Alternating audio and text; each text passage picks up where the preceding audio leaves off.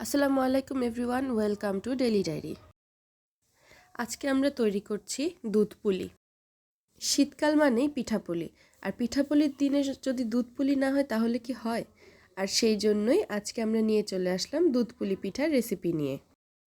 দুধ পুলি পিঠা তৈরিতে আমরা নারিকেলের সমুচায় যে পুরটা দিয়েছিলাম সেভাবেই তৈরি করে নিয়েছি, তাই আজকে আর দেখাচ্ছি না, আপনাদের সুবিধার্থে কমেন্ট বক্সে আমি দিয়ে দিব।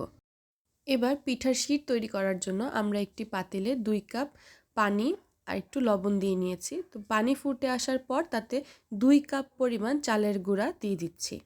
আপনারা যে কাপে পানি মেপে দিবেন সেই কাপেই কিন্তু চালের গুঁড়াটা অ্যাড করে দিবেন।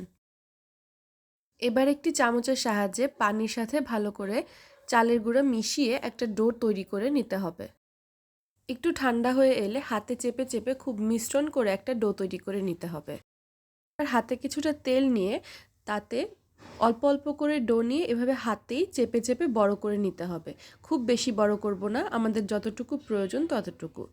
এবার এর মাঝে আমরা যে নারিকেলের পুরটা রেডি করেছিলাম সেই পুর অল্প করে দিয়ে ভালোভাবে চেপে চেপে পিঠার মুখটা লাগিয়ে দিতে হবে।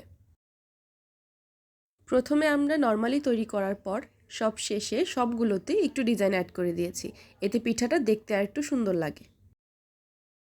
এভাবেই আমরা আমাদের সবকটি পুলি পিঠা রেডি করে নিয়েছি। এবার চুলায় দুধ বসিয়ে তাতে আমরা এলাচ অ্যাড করে দিয়েছি। আপনারা এখানে এলাচ গুঁড়াটাও কিন্তু ব্যবহার করতে পারেন।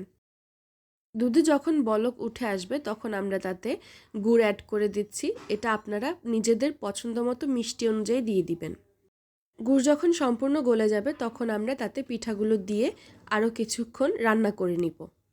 কিছুক্ষণ নেড়েচেড়ে নেওয়ার পর আমরা এটা ওভারনাইট রেখে দিব, তাহলে পিঠাগুলো নরম হয়ে যাবে।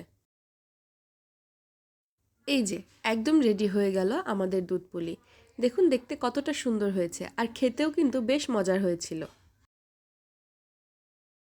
তাই দেরি না করে পিঠাপুলি উৎসব আরও ভালোভাবে পালন করতে দুধ পুলি কিন্তু অবশ্যই তৈরি করে ফেলুন।